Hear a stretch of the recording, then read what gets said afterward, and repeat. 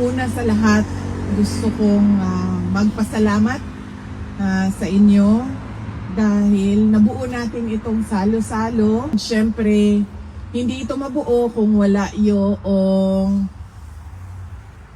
presence ninyong lahat.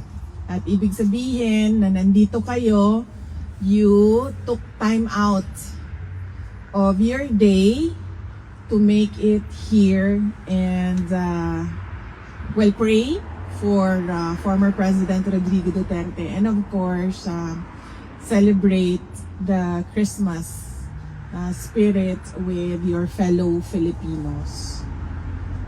Marami sa inyo ang hindi tiga-Hague,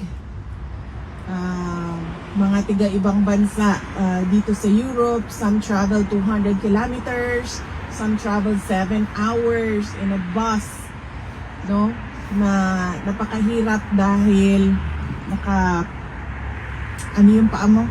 Hindi ma-stretch yung paa mo for 7 hours. And meron sa inyo may trabaho, pero dinala yung trabaho dito ngayon sa ating salo-salo. So iba-iba yung sitwasyon, pero everybody made time for former President Rodrigo Duterte. And we as member of the family, I would like to thank you all for your effort and for your passion to show the world your support to President Rodrigo Duterte. Ang pangalawa ay ang mensahe ko para sa inyong lahat ngayong Pasko. This is something as well that I discussed with President Duterte because he was asking about how is the family, kumusta ang mga bata, and I said to him earlier, kung meron mang problema, sabi ko, okay na ganun lang dahil wala sa kanila ang merong sakit. Dahil ang pinakamalaking problema talaga ng mga pamilya at ng mga tao is ang magkasakit dahil walang solusyon sa sakit sa terminal illness, sa stage 4 cancer. Yun yung mga problema na walang solusyon.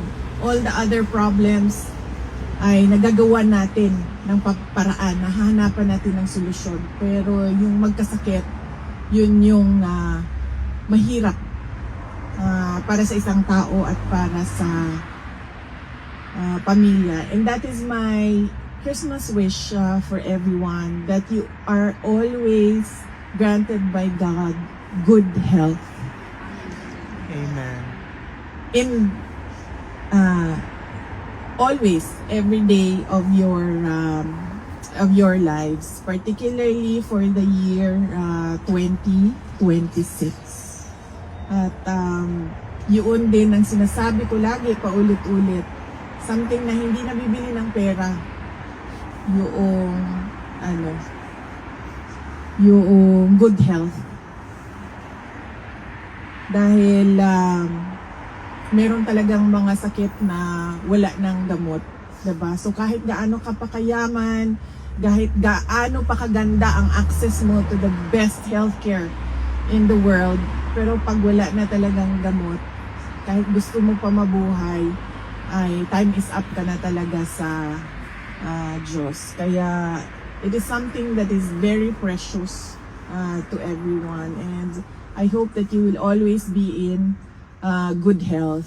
In fact, si President Duterte nag-aalala sa inyo lagi, ilang beses sa pagbisita ko ngayon, mga 3 beses siya nagsabi.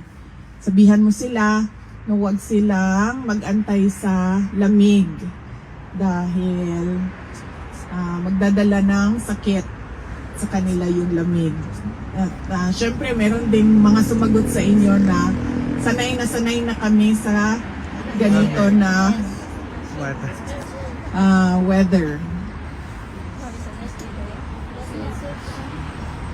This is nice weather, ma'am. This is nice weather. If I have to show you, ha? Sandali. Pakita ko lang sa inyo kung gaan. So, this is 1. This is 2. Ay, kung ano siya, ma'am? Innerwear. Per month. And this is 2. This is 3. And this is 4. 4 layers ito siya. Plus the scarf. Sa baba, ganun din. 1, 2, 3 layers ito siya sa baba. Ang aking medyas ay 2 layers. Gustuhin ko siyang maging, kasi may pumapasok pa konti eh. So gusto ko siya gawing 3. Kaso hindi na kasya ang sapatos. Masakit na siya sa kuko. So hanggang 2 layers lang ang... And yet, malamig pa rin siya. Pumapasok pa rin yung lamig. So, this is not good weather. I'm excited to go home. Truly excited to go home.